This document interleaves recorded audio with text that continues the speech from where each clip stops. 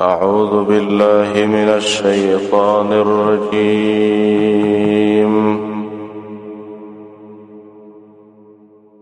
بسم الله الرحمن الرحيم.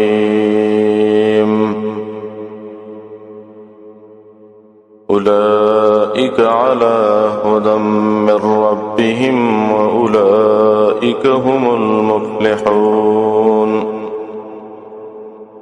إن الذين كفروا سواء عليهم أأنذرتهم أم لم تنذرهم لا يؤمنون.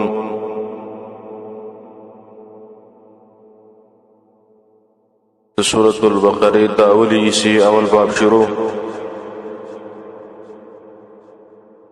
اول کی ترغیب ورکو قرآن تدریسی بتونو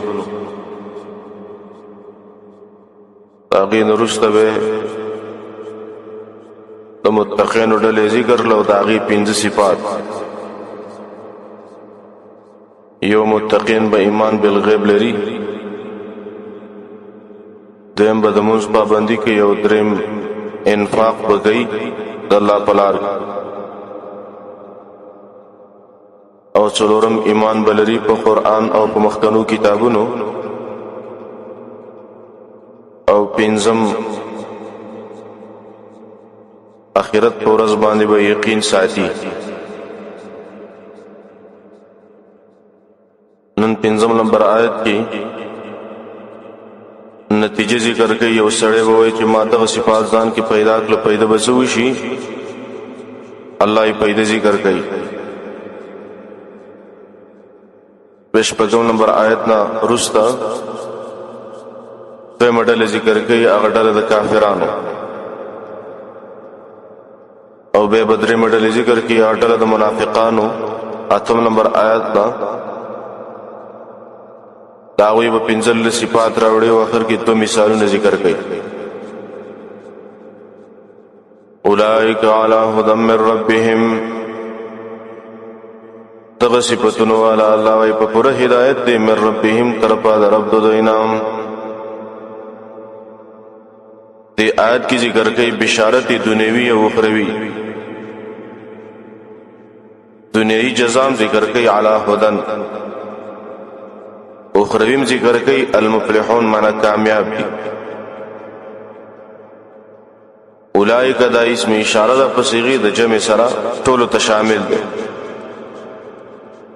وندغه صفتونو والا چې ایمان بالغیب دی، انفاق دی، صلات دی، منځ دی، ایمان دے پا قرآن و پا خانو کتابونو، یقین پا آخرت. دغه صفتونه چې یو سړی جمع کی علی هدن، الله وی په هدایت. په ضمیر او په اسم اشاره کې فرق دادې، ضمیر کی نفس ذات مراد او اسم اشاره کی ذات مع صفت مراد.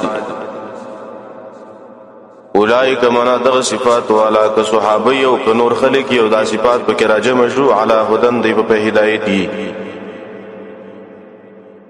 علی هدن هغه هدایت عظیمه چې د دوی د رب د طرف نه راغلی دی. هدن کی تنوین لپاره د تعظیم دی. هر سړی د هدایت دعوه کوي. فرعونم د هدایت دعوه کړي وا چې زه په سملار باندې معنا کار مولین موي چې موږ په هدایت یو. د هدایت دعوی کوي، الله پرد کوي چې نا اعلی هدن په هدایت دی. کم هدایت دی؟ من ربهم طرفا د رب د دوی نام. هغه هدایت چې د دوی د رب د طرف نه راغلی دی، په هغه هدایت باندې دغه خلک دي. و اولئک الله وی دغه 5 صفتونو والا هم المفلحون، خاص دوی کامیاب دي. هدایت خود دنیا صفت شو، دابل صفت ذکر کوي فلاح. و اولئک دوباره راوړو، دا تکرار ولی وکړو، حرف عاطف سره ولی راوړو. حرف عاطف راوړو چې د مخ کې حکم کې دام داخل شي. دا مرکب دی په صفات مخکنو باندې. نو اولئک دغه 5 صفاتونو والا چې مخکې تیر شو، دی به کامیاب امی. اولئک دوبر راوړل لپاره تاکید دغه صفاتونه 5 صفاتونه سبب دی لپاره د فلاح او د کامیابی بدلته اولئک دای معرفه ذکر کړي او المفلحون ام معرفه ده ضمیر فصل په منځ کې راوړل دی په حصر دلالت کوي منا و اولئک او دغه 5 صفاتونه والا هم المفلحون خاص دوی کامیاب دي دوانه معرفي دي په منځ کې پس الله غو تخصیص ifade کوي المفلحون دا د فلح نه ماخوذ دی فلح لغت کې نفس یو شی سری کول او یو شی راستل قطع کول جدا کول نو څوک چې کامیاب شو دی مصیبتونه وشړول او ځان جنت ته ورساو به قران کې فلاح صرف د جنت لپاره استعمالي کی دنیا کې فلاح نشته ده زکه فلاح هغه ځواني ته وي چې هغه پسې بوډا توب نه یا هغه عمر ته وي هغه خېزندګي ته وي چې هغه پناه نه نو دنیا کې هوڅو فلاح والا نشي جوړدل تر څو پورې چې جنت ته رسیدل اولئک هم المفلحون دلته دې کې بشارت کامله ده پوره بشارت ده چې دا 5 صفاتونه والا چا 5 صفات چازان کې راوستل دا بس پوره کامیاب ده ته جنت والا انسان ده ان الذين كفروا سواء عليهم انذرتهم ام لم تنذرهم لا يؤمنون دا زجر دے کافرانو تا چې کفر کوي په کفر عنادي سره او به تخویب ذکر کوي رب د آیت مخ کې سره ده دې طرف ته تضاد وي ضد شی چې ذکر شي نو دام یو قسم مناسبت ده الاشیاء تتبین بازدادها شی چې معلومیږي په ضد باندې معلومیږي کنه ته یو شی ذکر کو به دا غي بل ضد خپل معلومیږي مخکې ویلې چې ایمان بالقران سره هدایت او فلاح حاصل شو وسوي چې انکار د قران نه کې عذاب برازي کنه به کافر کیږي په دې باندې انسان کله چې یو سره د قران نه انکار ان الذين كفروا يقرنا کسان چې کفر کړي کافر په دوه قسمه دی یو ښکار کافر دی زیدی نو دا مقابل د المتقین دی دې د وجه نه بیا مخکې ذکر کوم متقین مخکې راوړو دمه پسې کافران راوړو دریم منافق دی نو دا غي تقابل د مؤمنانو سره دی تم رخکار نه دی ښکار ګرځي راګرځي مؤمنانو کې لیکن پټي هغه رست ذکر کوي نو کله چې مؤمن معلوم شو او کافر معلوم شو منافق خپل ښکار کیږي چې دغه منافق دی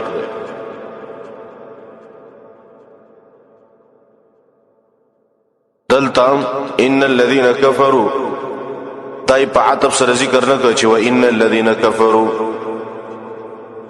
زکا ایمان او کفر کې تضاد دي دوه مابین کې نو زت په فساد باندې نه عطف کیږي کنه د ایمان او د کفر په مابین کې ډیر منافات دي زکه عطف نه کوي په مخ کې باندې ان الذين ان په کلام کې د تاکید د پار راضی د دفع د وهم لپاره کفرو کفر لغت عربی کې دلالت کوي په پټوالي زمیدار تا ام کافر وي يعجبه الكفار زکا هغه ته کافر په دې مناسبت باندې ویل کېږي چې هغه دانه پټي په دې سمګه کې نو کافر ورته وي اعجب الكفار نباتو دې د وجه نه عرف کې کاف فا را ویل کېږي د نعمت پټول په ناشکرۍ سره او عرف کې مطلق انکار ته ویل کېږي کفر د شریعت په اصطلاح کې کفر څه ته ویل کېږي شریعت په اصطلاح کې کفر او د ایمان مقابل تام منګ ویلو ایمان ستوي تصدیق بجميع ما انزل الله. نبی صلی الله علیه وسلم باندې چې الله څخه نازل کړی دی پاغي باندې تصدیق کول دي ته ایمان وای، او چې انکار دي ته وکړو دي ته کفر وای کړه. بس کار حاصل دا کفر څه ته وای. نبی صلی الله علیه وسلم چې کوم دین راوړی دی هغه نه منل دي ته ویل کېږي کفر. اقسام د کفر خطیب شربیلی رحمه الله لیکلی کفر په څلور قسمه ده. یو نفس انکار دی چې یو سړی وایي ته نبی نه منم قرآن نه منم انکار ته وکي. دویم کفر جهود دی سخت انکار کول مخالفت کولم. دریم کفر عنادی دی د عزت د وجې نه قرآن حدیث نه منل. څلورم کفر النفاق دی د منافقت کفر دی. سواء علیہم برابر خبره ده په دوی باندې انذرتهم کیر ورکه دوی ته. سوال راځي ډیرو کافرانو خو ایمان راوړی دی نو څنګه الله وایي برابر خبره ده په دوی باندې کیر ورکه او کیر نه ورکه ایمان نه راوړي. مفسرین جواب کوي دلته مراد د کفر نه کفر عنادی زدی دی. هغه کافر ته کته ير ورکه او کچیرته تا ير نه ورکه هغه ایمان نه راوړي. کم کافر چې هغه زدی دی عنادی دی هر څومره دلایل و ته پیش کی ایمان نه راوړي. سواء علیہم سو کوئی دا مخکې د پاره خبر دی او رست لا یمنون تحال له یا دا بل خبر دی غره قولا دی سواء علیہم منځ کی جمله حالیه ده او رست لا یؤمنون د ان د پاره خبر دی. سواء علیہم سواء مصدر دے که حال شو که خبر شنو الذین باندې حمل لکیږي. جواب دا مصدر مبنی للفاعل دے مستوین سره دے. سواء بمعنى مستوی منا مستوی علیہم الانذار وعدم الانذار برابر دے په دې باندې ان يرول او نه يرول. کیر ورکه او کیر نه ورکه بس دا دي کافرانو باندې برابر دي ایمان نه وروړي. انذرتهم دې کې دا حمزه استفهامیه ده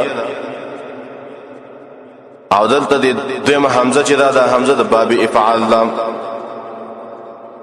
دلته استفهام مقصد نه ده بلکې دلته سواء معنا د تاکید تسویت د پاره حمزه راغلی ده او امم راغلی ده تاکید تسویت د پاره. انذرتهم منا کیر ورکه دوی ته ام لم تنذرهم کیر نه ورکه نو د ایمان نه راوړي. سوال راځي کیر ورکه او کني ورکه ایمان نه راوړي نو دعوت او تولی کومنګا به خدا دعوت به پیدا شکنه. جواب دار سواء علیہم معنا برابر خبره ده په دوی باندې دعوت په دوی باندې اثر نه کوي. هغه ته پیدا نه رسي لیکن تا ته دعوت پیدا درکې کنه ته داعی دعوت کوه دعوت خپل پیدا ده. انذرتهم انذار ستوي لیکيږي الاعلام مع التخويف. انذار وای خبردار سره د یې نام. به سوال راځي دا هو چې کوم د انبیاء تعالی کتابونه ورکړي و نو انبیاء به دوه کارونه کول یو به انذار کو بل به تخویف ور کو تبشیر. انذار تبشیر نو دلته صرف انذار ذکر کړی دی کیر ورکه او کیر نه ورکه خود سینې دی ویل کیر ورکه او کیر ورکه ایمان نه راوړي. تبشیر ولی ذکر نه کو د څه به ویل ابشرتموهم ام لم تبشرهم کتا سودی ته یې زیره ورکوي او کزیر نه ورکوي انذار ولی ویو. جواب دار دی کافران دي اهل بشارت نه دي چې څوک ته زیره ورکی او په مقام د دعوت کې انذار ډیر مؤثر چې کله یو څوک عنادي کافر یو زیدي او هغه ته تزیره ورکی نو دا ډیر اثر کوي په نسبت سره تبشیر د چې تزیره ورکی. نو کله چې انذار پیدا نه ورکی نو بشارت کو په طریق او لابانه پیدا نه ورکی نو ځکه بشارت ذکر نه کو انذار ذکر کوم. لا یؤمنون کدا بل خبر شنو بیا دا جمله مستانفه ده او استئناف لیکي کی جواب د سوال مقدره تا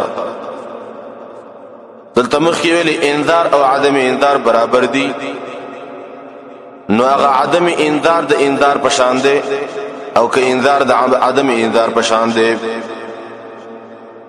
هر کله چې عدم انذار د انذار په شان شي نو بیخ خلق دی که انذار نه کې نو اثر په کوي.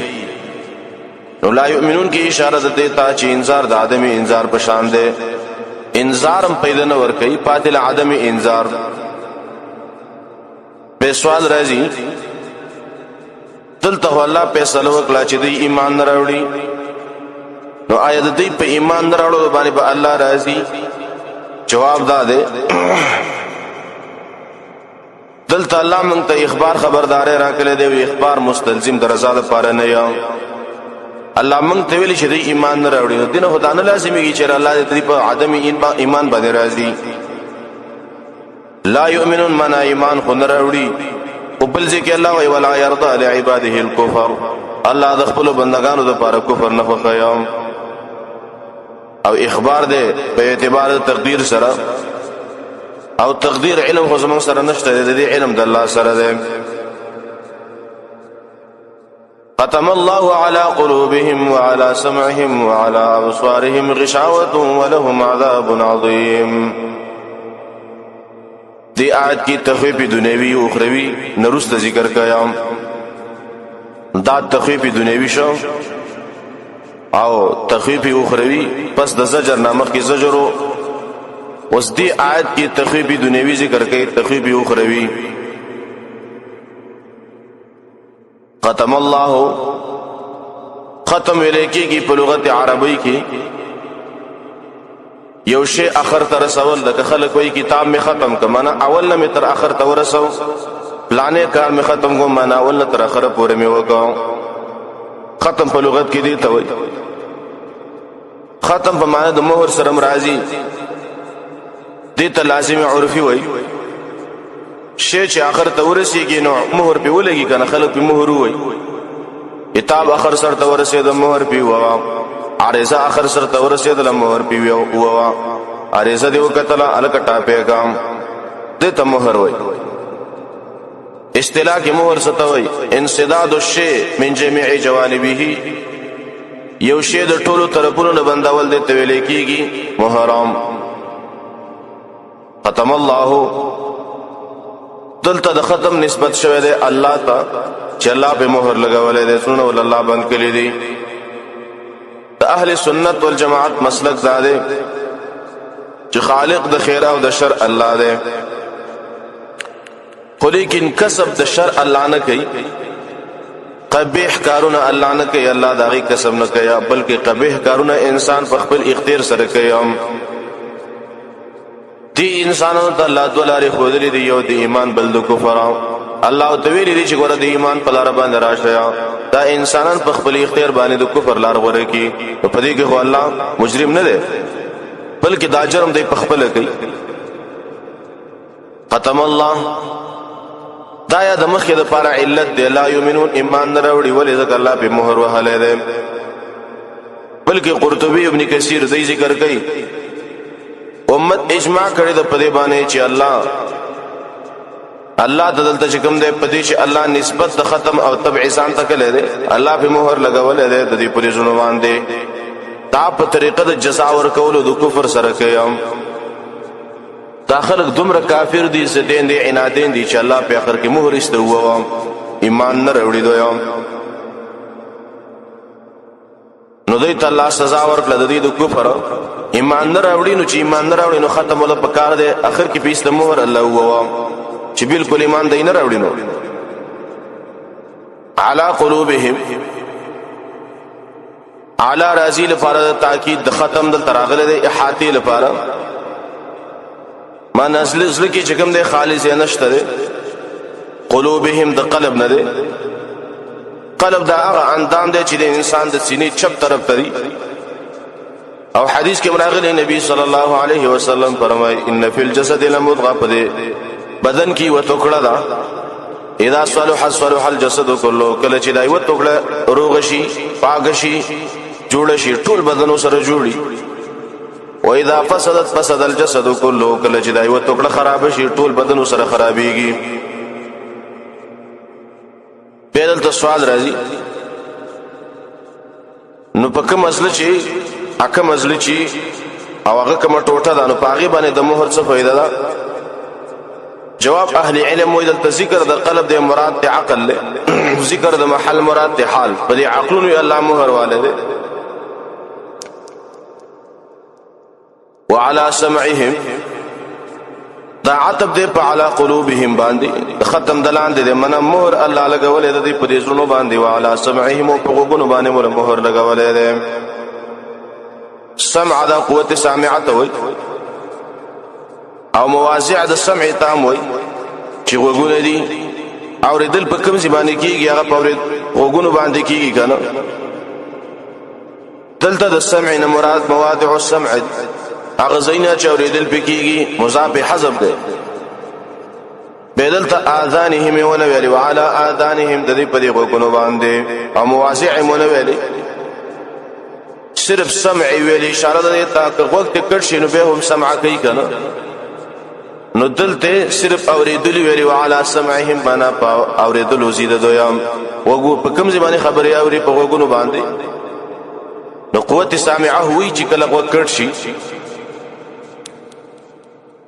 ومخ کی قلوب هغه جمع ویلي ورست ابصار چې کوم د هغه جمع ذکر کوي وعلى ابصارهم منس کې دا سمعهم مفرد ویلي نو یو هدين مراد مواضع د سمع دي زین د اوریدلو بل دا چې دا سمع مصدر دی او مصدر کې مفرد تصدیه جمع یو شی په وګونو باندې د مهر پیدا صدا ځکه حق په ناوري نو مهر ولا پکار دی. الله په مهر لګولې دی حق اوریدل په دې باندې بدلږي. وعلى ابصارهم الله وذي په دې سترګو باندې غشاوتن غټي غټي پردي له ناشنا ناشنام. وعلى ابصارهم غشاوه دا خبر مقدم دی غشاوتن مبتدا مؤخر ده. ابصار جمع د بصر ده. بصر کله نفس سترګو ته وای کله بصیرت د زړه ته وای د زړه پوی تا.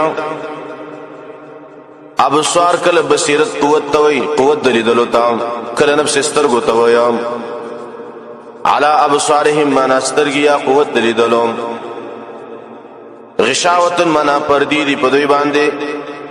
غشاوتن نکیره ویلي نکیره اغزه کی استعمالیږي چې یو شی ډیر ناشنای د دې په دې سترګو باندې پردي دي خو لیکن منګه نه پیژنو ناشنا ناشنا پردي دي. شاوتون کې معنا د پوره پټوالي ده دسي پردي دي چې د سترګې ولا مکمل پټي کړي. ولهم عذاب عظیم او د دې لپاره عذاب دې د لوی شان والام. ولهم د مخراوړه د عذاب عظیم نه د لپاره د حصر خاص الله وې د دوی د بار عذاب دې د لوی شان والا. عذابون د عذبون ماخوذ دې عذاب په عربی کې ویل کېږي حبس او منع تا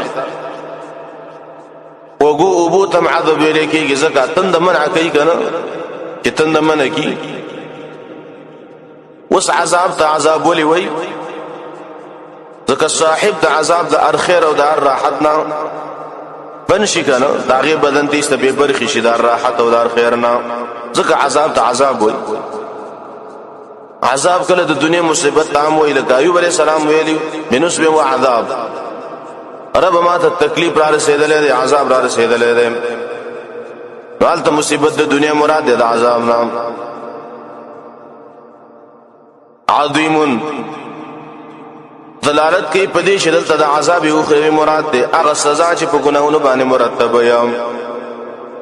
عذابونه نکره ویلي او عظیم دا صفت ده دام نکره ده دا تاکیدات دی په تنکیر کې چې دا عذاب ده ګور ډیر ناشنا عذاب ده په دنیا کې ګور مثال نشته ده.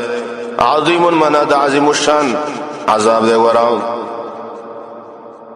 عظمت د شان د عذاب دا څه یو خدا دې چې دوام به پاغه عذاب کې دیم لا یو خفف نه بس پکېږي. دریم احاطه دا څلورم hebatناک دی نو چې کله په عذاب کې دغه صفات نو هغه عظیم عذابي کنه. ومن الناس من يقول آمنا بالله وباليوم الآخر وما هم بمؤمنين. دیجه نه پس د منافقانو بحث شروع کیږي او دا دریم قسم ډله ذکر کوي چې سورۃ الفاتحه کې وته زوالین وته ویلو ولا الضالین.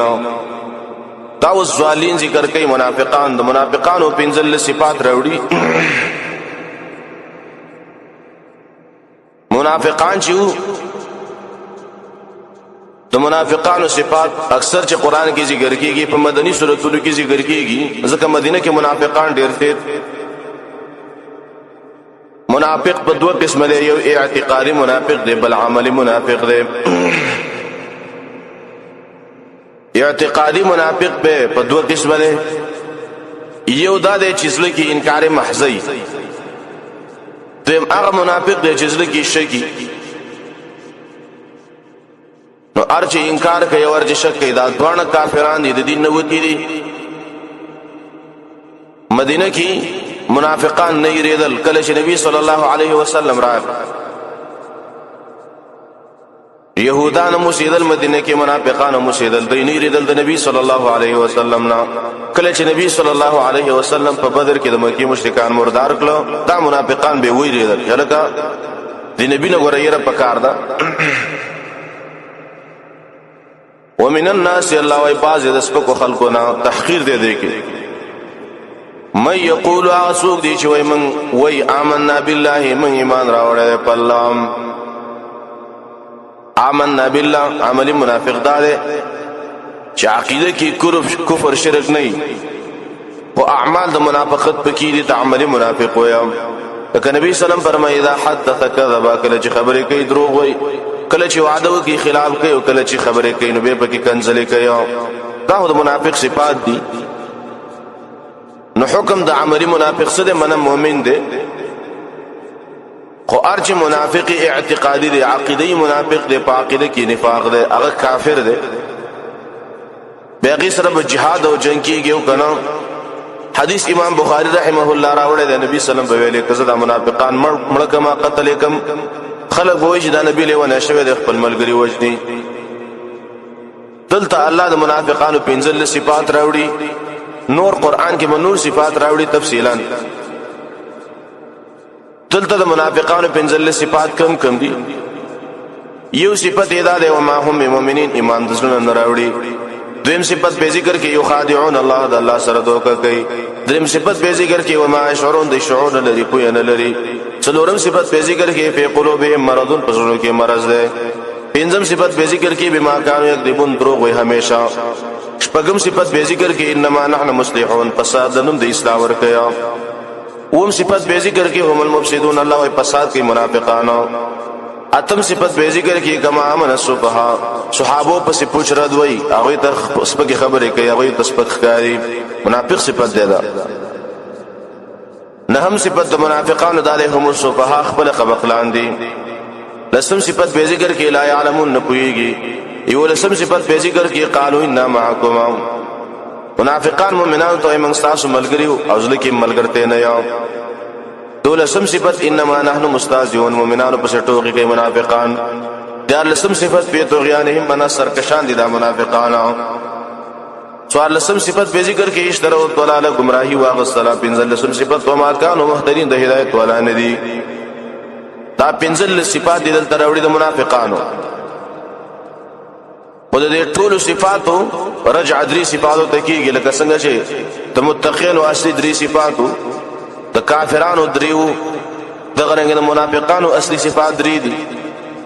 یو خداع کوي، دویم فساد کوي، دریم صحابو پورې سپکې سپورې وي. خطیب شربینی لیکلی دي د منافقانو ذکر الله ولې په قران کې کوي ځکه د اخبث کافر دي.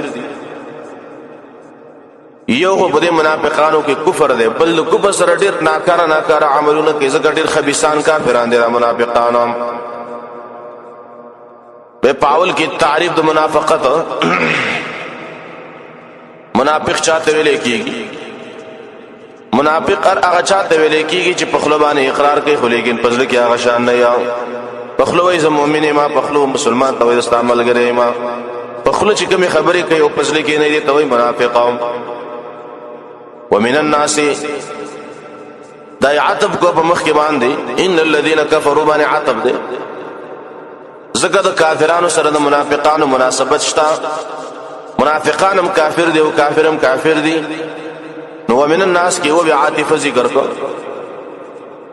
ومن الناس دي تقسیم کی دلته تقسیم ته اشاره ده چې انسانانو په اقسامو کې قسمونه دي یو هم کې ذکر شو کافر نو صفات قسم ذکر کې اشاره ده تسلیل او توهین ته چې ومن الناس بعض د انسانانو ناس پک خلق دی الله ولا ځکه توهین سره ذکر کوي من هغه څوک یقولو چې ویا آمنا من ایمان راوړل دی بالله په الله باندې او بالیوم الاخر او پر ورځ د آخرت مې یقول قول په قران کې په 15 طریقو سره راځي یو قول د الله دی د الله وینا دویم وحده لکه الله خپل انبیاء ته کړی دا دریم قول لسانی من د جبه وینا څلورم قول چې کوم دی هغه په جبه او په زړه په دوانو باندې اعتقاد د زړه او حکایت د جبه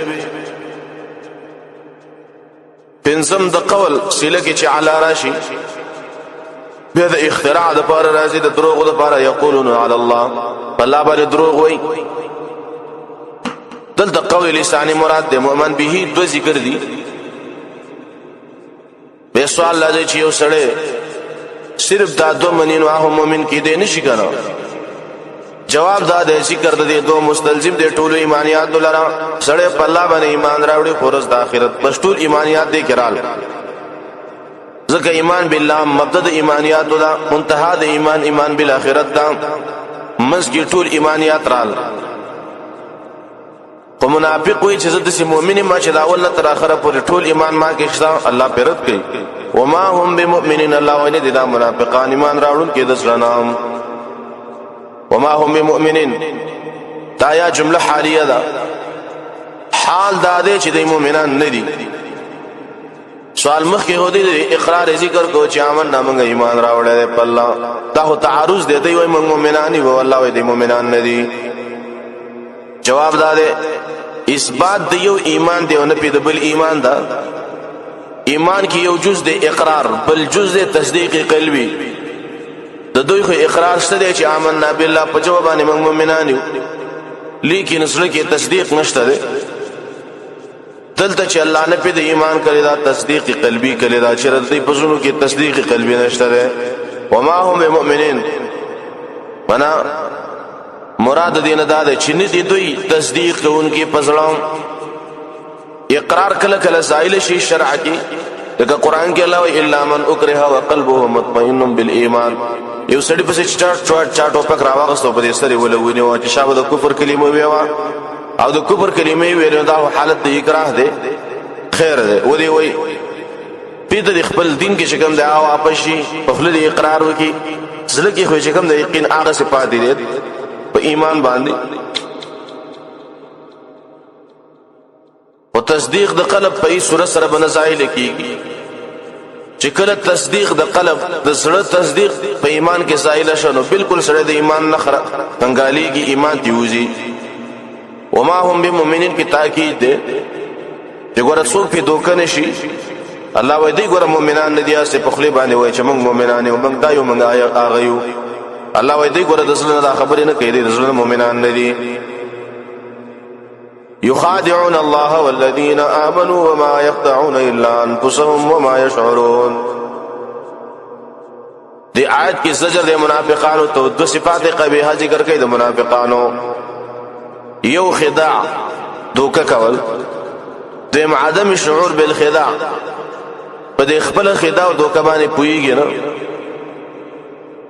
یخادعون الله دلته عطفونه کو زکه دا استیناب د جواب د سوال ته اشاره ده سوال پیدا شو چې ارکل داخله مؤمنان ندي نو امن نه څه د پاره وې جواب داده دوی امن نه وې د خداع د پاره دوی د پاره امن نه وې کړه خداع د خدع نه ده خدع لغت کې ویل کېږي پټول وتا بعض اهل لغت دوی چې خدع اصل کې فساد ته وي منافق خپل کفر دا پټ ساتي او خداع دوکه کوي اصطلاح کې الوسی و معنی ذکر کړی دا حاصل ادا ده خداع ست وي د چا په یو خیل کې د سره واستل چې خلاف د ارادې ستانه لکه ته اراده وکي د بدای یو سړی سره او ښکارا کې هغه ته نیکی او حالت او اراده دی بدای قرطبی و معنی ذکر کړي په طریقې د حدیث خو سره دی ولنده ذکر کړي خداع ست وي ان تعمل بما امرك الله به وتطلب به غيره من تبار اغسبانه عمل وکي چې الله به تا امر کړي او مقصد دی به بلی کار کې د نیکی ولیکن ستاسو کې مقصد بلی دي ته ویل کېږي خداع دوکا دا د منافق صفت ده امام بخاری رحمه الله په خپل کتاب کې په کتاب الحیل کې درد حلو د پاره دا آیات ذکر کړل چې یخادعون الله بعض خلک حلی کوي او د حلو سره دوکا کوي الله سلام عرب وای الضب خادع منا خادمی دوکا ور کوونکی چې دو سوري جوړ کړي خکار کون کی ته دوکا ور کوي شرا زپدیږي کې ماغه استفبل جروږي یخادعون الله سوال راځي یخادعون صيغه د بعض مفعل ده نو مفعله صدور د جانبینو نه غواړي نو ايد الله د طرف نه خداع شتو کنه یو جواب ده چې شته د سورته نساء کې براشي او هو خادع الله دوی سره دوکه کوي د دوکي بدل ور کوي دویم جواب ده چې با مه مفعل ارزه کې د مغالبه د پاره ناراضي بلکې د مبالغه د پاره می کله کله ډېر دوکي کوي د الله سره کوي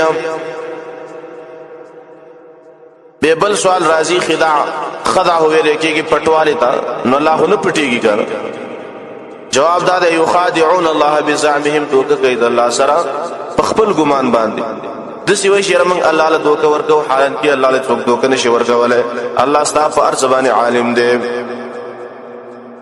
نو دوکه کوي د الله سره والذین هدا کسانو سره منو چې ایمان راوړل دي هغه وخت کې د مؤمنانو مراد صحابه منافقان د صحابه سره دوکي کوي صحابه سره به دوکي کولې کنه آمنا به ویل چې موږ ایمان راوړل او قسمونه به هم کولم وما يخدعون الله ويدي دوکه نشي کولای الا انفسهم مگر د خپل ځانونو سره دوکه کوي دا دوکه په حقیقت کې د دې د ځانونو سره ده دي توي بیان د عقوبت د مخادعي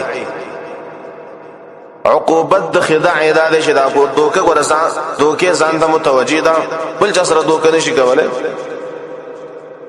سوال راځي دلته خداع د مؤمنانو د پاره او ثابت کړي چې مؤمنانو سره دوکه کوي نو وسوي چې نه د ځانونو سره دوکه کوي یو طرف ته اثبات کو بل طرف ته نه پی وکړه جواب دا د ظاهر دوکه د مؤمنانو سره د ظاهران خو لیکن حقیقت کې دا دوکه د منافقانو د خپل ځانونو سره ده نو ولی د خپل ځانونو سره دوکه کوي دا څه بخلان خلق دي الله او ما يشعرون قبخلان خودي کنه د شعور لري پويږي نه دابل صفت ده وما يشعرون سره عطف کله ده دې سره د شرکت د مقابل نه سمت لمنه سره د شرکت د مقابل نه هغه کارم کوي خداعم کوي او پويږم نه کنه يشعرون د شعور نه ماخوذ ده شعورم علم توي او خاص علم بالمشاعر مشاعر معنا مشاعر محسوسات توي علم بالمحسوسات شعور وي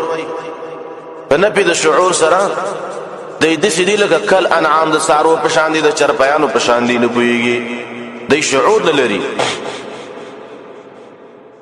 الله یوم يخدعون د دوکه نشي کولای الا انفسهم مگر د خپل ځانونو سره او ما شعورون او د شعور نه لري الله نه پويږي في قلوبهم مرض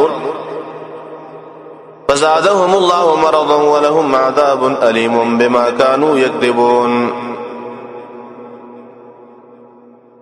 دا زجر له منافقانو ته په ذکر د دو قباحتونو سره د عذابنا رب داده چې دلته عتب نه کړي ځکه دا هم جواب د سوال دی هر کله چې خداع کوي نو سره د دې خداع رسید د دې ځانونو ته نو دوی په ولې نه پويږي الله جواب کوي چې ځکه نه پويږي زونو کې مرز ده نو دا ما قبل لپاره علت ده فی قلوبهم فی د انغماس لپاره ده، معنا پسلونو د دوی کې دنه مرض ده، اشاره د تاکید ته. مرض د مراد چې کوم نه مرض روحاني ده. اگر که حدیث د مشکات کې مراغلي دي، نبی صلی الله علیه وسلم یو څه د تبي فواید بیان کړو چې کله یو چا باندې تب راشي دینه په ګناونه رجیږي، ګناونه په معاف کیږي، الله را یادېږي انسان ته. پدې کې یو سړی ویل چې رسول الله تر اوسه پورې خطبه په دې سب باندې تر نه دی راغله. نبی صلی الله علیه وسلم ورته ویل اخواشه ته خو منافق زمنګ د ملګرو نه نو ظاهری درد په منافقانو باندې نه راځي. ارچ مرض ده، نو مرض د دې روحاني مراد ده، د زړه بیماران دي، منافقت پکې ده. نو ظاهری مرض خو په منافق باندې ناراضي، بلکې مراد د مرض نه د مرض باطینی ده، د زړه مرض. په قلوبهم مرض، الله ولدی په دې زړه کې مرض ده. مرض لغت کې نفس ضعف او کمزوروالی ته وایي. قران کې د مرض ماده یو سلطول سره تراغله ده. مرض دې یو ضعف دې چې عارضی کې بدن ته،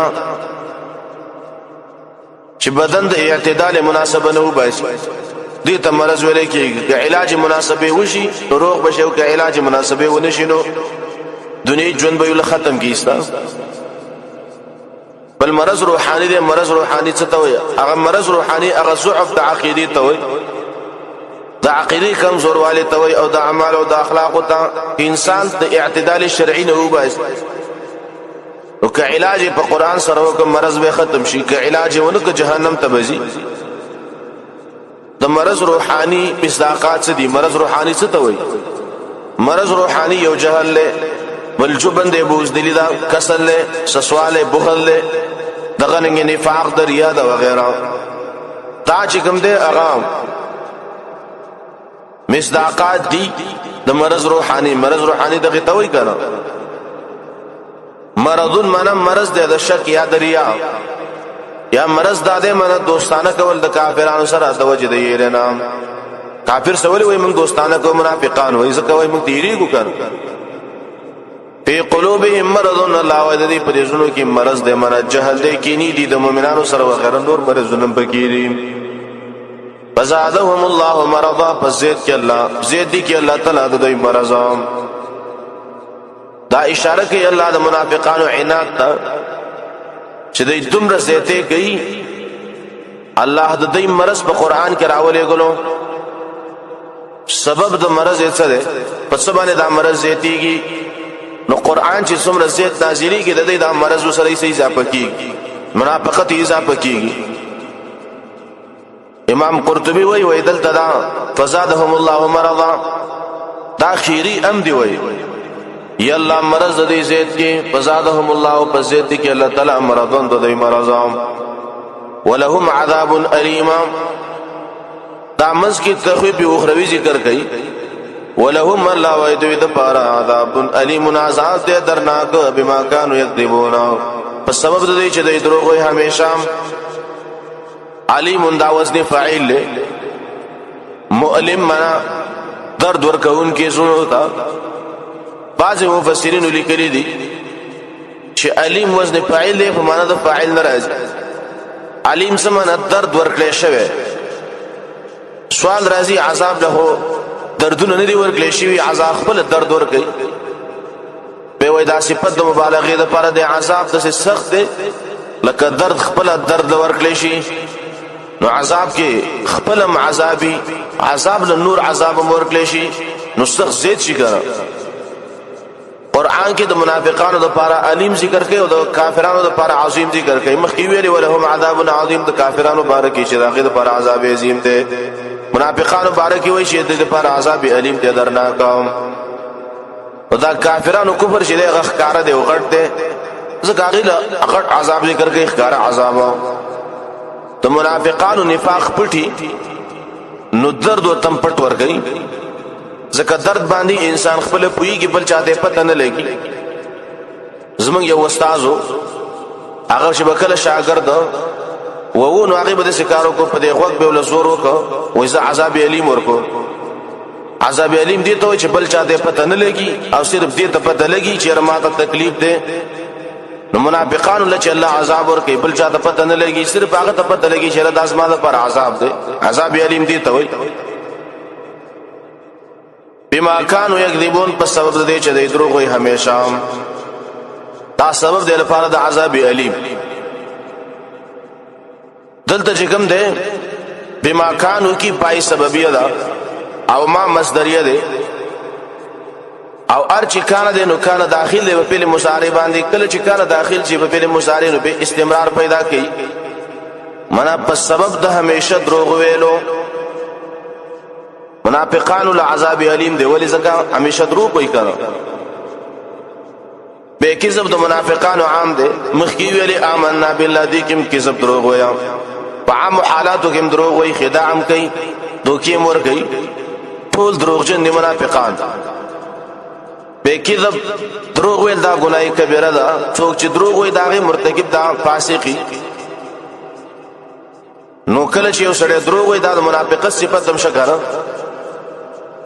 ارچ ابراهيم عليه السلام باره کې کذبات راغلي دي هغه دروغ نه دي هغه توریه دي توریه دا مطلب چې دی قصې دی خبره دوه مطلب وي ستا مخاطب ته قریب مقصد واخلي او ته بعید مقصد واله ا توریه دا چې د په باز زینو کې جایز ده لکه حدیث کې راغلي دي چې خپل خزه ته دروغ شی ویل ته خزه او څوک نشي مړول او نه راضي کوله د ځان نه نشي راضي کوله دا هغه غوښتنې ډېری دار او هغه راوړه بس کور ته چور دیو ته یو چې خزه یره ما ته ډېر ګرانه او دا شی چې درته کم یاد کړي او جامع و غیره اس طرح نه یې رشه تاسو به چې پیسې نه ته دروغ او چې رزمانه یې ته خزه د چې دروغ ونه وینو هغه به خپکیږي د چې په پختینه پیدا ده خپل خزه د دروغ شی ویلې دویم کله چې دوه مسلمانان جوړه دوه مسلمانانو مابین کې دروغ شی ویلې څه مطلب یو کس دی بل سره جوړه نو هغه یو کس ډېر تیزی خبرې وکړي او تور شپل ته شل کس تاسو ډېر صفت وکړه هغه ته دومره ګرانه به د بل لور شو دی بل ته شل کا هغه تاسو دونه صفاتونه کوي نو صفاتونه نه کتاب کې دروغ ویل د اصلاح لپاره دا جایز دي دا غرانګي جنگ کې دروغ شویل چې کړه د مسلمانانو کافرانو جنگي بلکې دا باج زینو کې دا کیسه چې کوم دی هغه توریه دا مقصد معنا چې دوه مقصد دی ته یو مقصد والی اسلام مخاطب ته بل مقصد والی کیسه په لغت کې تردد او خطا ته وای لکه بیزاوی وای کذب الوحشی منا وحشی سناور باندې چې کله روب راشي نو کله یو خوا منډه کې کله بل خوا منډه کې ور خطا شي یا سورۃ نجم کې براشي ما كذب الفؤاد ما را التلغوی معنا مراد دا تردد او خطا او رعب نو الله وای دوی د پر عذاب الیم دی بما كانوا یکذبون په سبب د دې چې دوی دروغ وای همیشه دروغ وای دوی واذا قيل لهم لا تفسدوا في الارض قالوا انما نحن مصلحون د دې څخه نرستا دی آیاتونه چې ذکر کړي دا آیاتونه دا په عطف سره راوړي دی آیت کې سجر دی یو صفت منافق ذکر کړي صفت ادا دی قالوا انما نحن مصلحون موږ د اصلاح والایو منافق سره کار کوي د فساد نو مولا د اصلاح ور کوي عطف کړي دی و اذا قيل فمخ کې باندې دی کې اشاره ده چې دام یو سبب دی د اسباب د عذاب نه په دې باندې انسان ته عذاب بلاوي عبارت د څه دی ولهم عذاب الیم منا بما كانوا يكذبون وبما اذا قيل لهم دوی د پر عذاب الیم دی په سبب د کله چې ویل شي دوی تام چې فساد مکوئ پس مکه کې دوی ما کوئی اصلاح کوم و اذا قيل اذا رازل لپاره د عموم الاوقات اگر شي کلیت لپاره نه خود عموم د پاره ای اذا قيل د مجهول لپاره دا د ضعف د پاره نه دا بلکې دا مجهول لپاره د تعمیم د پاره مجهول او د ضعف د پاره نه بلکې د تعمیم د پاره دا قيل معنا فاعل عام ده فاعل ذکر نه چې ارزو کو ته وای چې لکه فساد وکوا لا تفسدوا فساد په لغت کې وای وتل د یو شی د استقامت نه یا فساد معنا د بے پیدې کېدل خسا کېدل د عرب وای فسدت الثمر میوه بدبوې شوه نو الته د فسادت نه مراد هغه څه دی منه خساش ولګنه عرب کې فساد سمانه جنگونه کول نظامونه خرابول آبادی نړنګول دې ته ویل کېږي فساد به فساد په مقابل د صلاح کې راځي خطیب شربینی لیکلی دی ار هغه شی چې ضرر پکې او ار ضروري چیز ته کوم د فساد وي لا تفسدوا کې نه دا اسباب د فساد زمانہ فساد اسباب ما پیدا کوي فساد مکوي په لار دي معنا پس مکه کې دلته د فساد سره خاص مکه ذکر اسمان ذکر نه کوي چې فساد مکوي پس مکه اسمان کې زمکه تخصیص ذکر کوي ځکه اسمان کې طاقت دین راشي کنه اسمان کې وس نه راشي دوی قالوا نو دوی وای انما نحن مصلحون یقینا من یو د اصلاح والام امر قبیح دا چې فساد کوي او فساد مسما کوي په اصلاح سره دا د قباحت دی ګره څوک چې ګناه کوي نو ګناه ته ګناه وای کنه دا ګناهګار دی خو ځه خفیف دی او چې یو سړی فساد کوي او به ګناه کوي او ګناه لنوم د اصلاح ور کوي فساد لنوم د اصلاح ور کوي دا غټ ګنده انسان دی او دا غټ کافر دی او غټ منافق دی مصلحون معنا موږ جوړخ کو یا موږ خکار کو تاکید دی پکې انما نحن مصلحون کدا انما تاکید د پاره ده نحن ضمیر فصل د تاکید د پاره ده بل تعریض کې صحابه ته چې فساد موږ نه کو بلکې تاسو کوي اے صحابه لکه مشرکان بدعتین داخله د شکار کوي چې موحدین په فساد باندې مسما کوي چې داخله راغلي دي فساد د جوړي شر جوړي حالن کې هغه قرآن او حديث خلکو ته ویا دیو ته فساد نه وي الله پرد کوي الا خبردار انهم يقرن دي جريهم المفسدون خاص دي فسادين دي تابع سجد منافقان او دل تاکید ذکر کوي پرد د قول د دویا الا د تنبیه د پاره د تاکید د پاره الا راضی په مقام د تلبیس کې دی تلبیس کې معنا وای چې رمنګ اصلاح او حالن کې هغه فساد کوي کنه الله وای خبردار دوکم نکی ان او ضمیر فصل اول مفسدون کې الف لام دایراړو اشاره ده دیتا شرط دې په تاکید سره معنا د دې تاکید د دې رچ کې نو په تاکید سره بده دې رات کې ځکه منافقان چې دې تلبیس نه کار اخلي خلک دوکه کوي ته چې پیرت کې نو پډېرو جالب نقطو سره بده باندې رات کې چې د دې ارا شبهه پدې کې جواب شي لکن راوړل لپاره د پیدا وهم چې دوی ولې تسمیه د فساد په اصلاح سره ولې کوي به سوال راځي لا شعور نه پويږي نو نه پويدل خو عذر نه دی چې د شعور نه لري دا خو نه پويږي اسم بس قمقلان خلک دي خیر دی جواب دا دی عدم شعور عذر نه دی بلکې د تحقیق د حق پر خود لري حق تحقیق نه کوي بلکې هم د په خپل گمراهي کې ور په مخ دي فسادونه کوي او به فسادونه هم د اصلاح ويام ذکر الله خبردارین او مقرندا منافقان چې هم المفسدون خاص د فسادین دي ولکن لا يشعرون لیکن د شعور نه لري پویږي نه په خپل فساد باندې الله تعالی